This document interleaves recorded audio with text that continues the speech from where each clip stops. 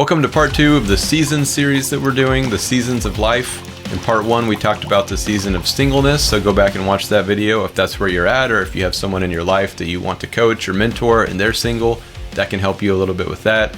It also kind of introduces the whole series, and it has a really cool parable that you should go listen to because it puts this all into perspective.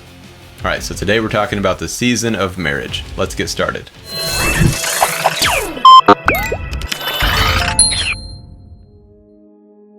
Please subscribe to stay up to date on this series and on all the other videos we publish. We publish a new video every week. So marriage, it's not all about you anymore.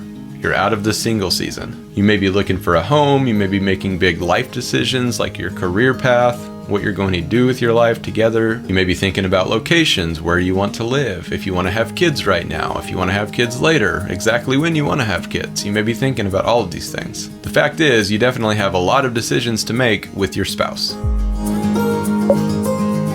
I've noticed a trend in marriages, in mine and others, and I can only speak from the husband's perspective since that's what I am and that's what I've noticed.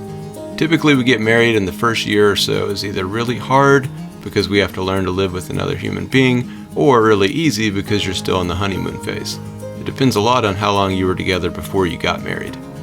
Typically a few years in, the husband is caught up heavily in something that's not his wife. Work, video games, hanging out with friends, whatever it is. He then has to make a choice to become more selfless, to make his wife miserable, or to become a divorcee. I don't have time to get into my entire story in this video, but during the first few years, I would suggest reading His Needs, Her Needs, and The 5 Love Languages. Both of these books can help you to begin to understand each other, and it can help your marriage last. It definitely helps a lot with this stage of marriage. After that stretch, further down the road, another milestone usually happens, especially after the kids come. The husband doesn't realize that a lot of weight and responsibility is on the wife, now mom. Things like remembering birthdays, the birthday parties, getting stuff together for events and get-togethers, getting the kids to and from school, whatever it is. That's when the husband has to decide again if he wants his wife to be miserable, or if he's going to take a bigger active part in the marriage and sacrifice time doing whatever else he's caught up with, often something career-focused at this point.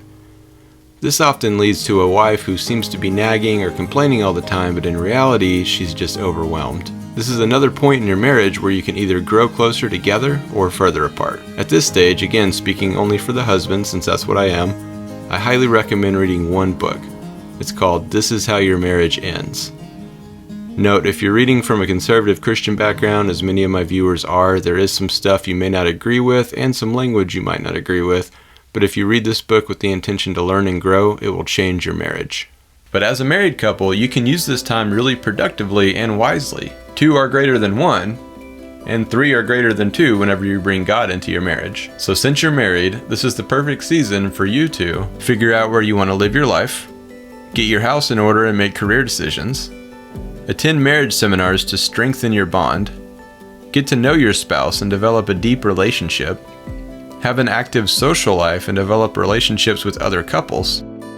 Start a side hustle that doesn't compete with your spouse for attention. So as a young married couple, you still have a lot of time. Plan, prepare, use your time wisely. Because I can almost guarantee you, a child is coming. A wise man once said, first comes love, then comes marriage. You get the point. That's it for today. Please subscribe to stay tuned in this series. Next week, we're going to talk about the season of having children. So be prepared for that, for the video and for having children. Both. And for when you do have children, check out my book, Intentional Children. I'll put a link below to that. It's all about raising kids when it comes to money and mindset, the things that slip through the crack in parenting books. It would be a good idea for you to read that before you have kids. Just a thought. That is all for today. I will see you in part 3 next week.